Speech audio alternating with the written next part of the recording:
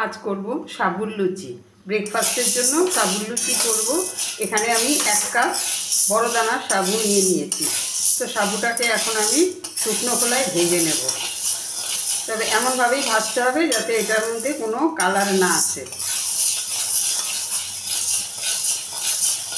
4 থেকে 5 मिनट এটা ভাজলেই একদম মুচমুচে হয়ে যাবে। तो সাবুটা ভাজা হয়ে গেছে, এখন আমি নামিয়ে নেব। তো সাবুদানাটাকে ভেজে আমি নামিয়ে নিলাম। এখন আমি এটাকে সম্পূর্ণরূপে ঠান্ডা করে নেব, একদম পুরো ঠান্ডা করে তারপরে আমি এটা মিক্সিং জারে দিয়ে গুঁড়ো করে নেব। তো সাবুটাকে ভেজে ঠান্ডা করে আমি একটু গুঁড়ো করে নিয়েছি, নিয়ে আবার একটু চেলেও নিয়েছি। তো চালতে গিয়ে এই রকম দানা বেরিয়েছে, তো এটা আমি পাশে সরিয়ে দেব। এটা আর এখন কোনো কাজে আসবে না। এখন দিয়ে দেবো 1 কাপ মেপে ময়দা, দেব খানিকটা নুন,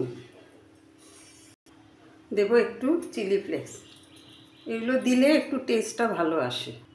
দেব খানিকটা ধনে পাতা।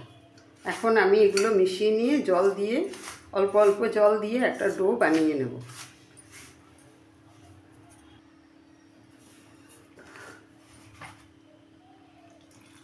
খুব অল্প করে জল দেব আর ডোটাকে মেখে নেব।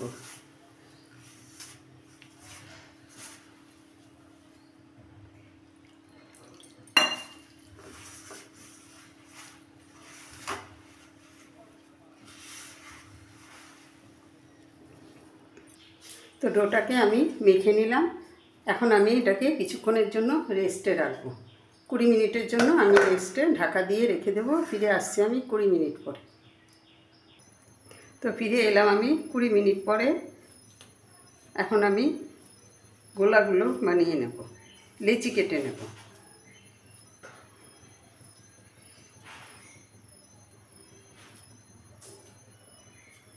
এরকম সাইজ করে আমি লেচিগুলো কেটে নেব।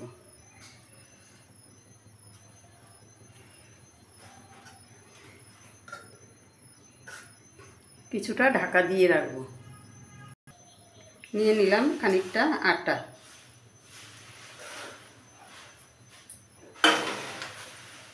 এখন আমি বেলবো।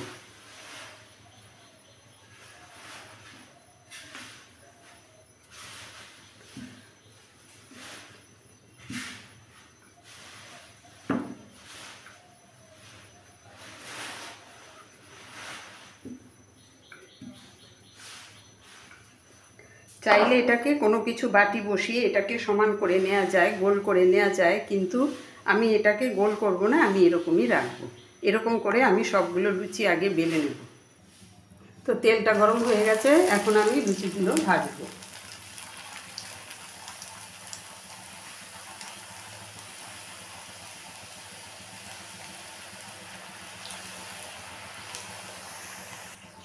এরকম করে সবগুলো লুচি আমি ভাজবো, একটু লালচে করে ভাজবো। লালচে হওয়া পর্যন্ত একটু ভেজে নেব। লুচিগুলো ভেজে নামিয়ে নিলাম। তো লুচির সাথে খাওয়ার জন্য করব একটা আলুর তরকারি। দিলাম একটা শুকনো লঙ্কা ফোড়ন।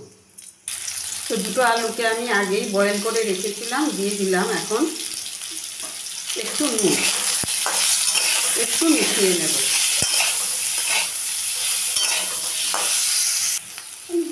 আলুটাকে একটু ভেজে নিলাম, দিলাম একটা চেরা কাঁচা লঙ্কা,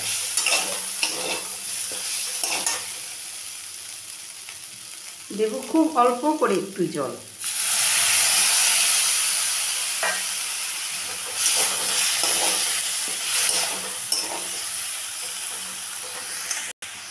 দিয়ে দিলাম একটু গোলমরিচের গুঁড়ো।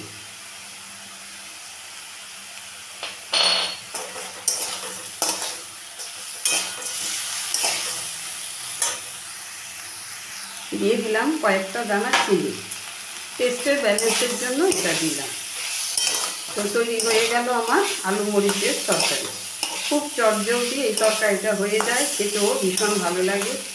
তো এটা ঘি দিয়ে করলে বেশি ভালো লাগে, সেই সাথে সাদা তেল দিয়ে করলেও ভালো লাগে। তো আমি সাদা তেল দিয়েই করলাম। তো হয়ে গেল আমার আলু মরিচের তরকারি।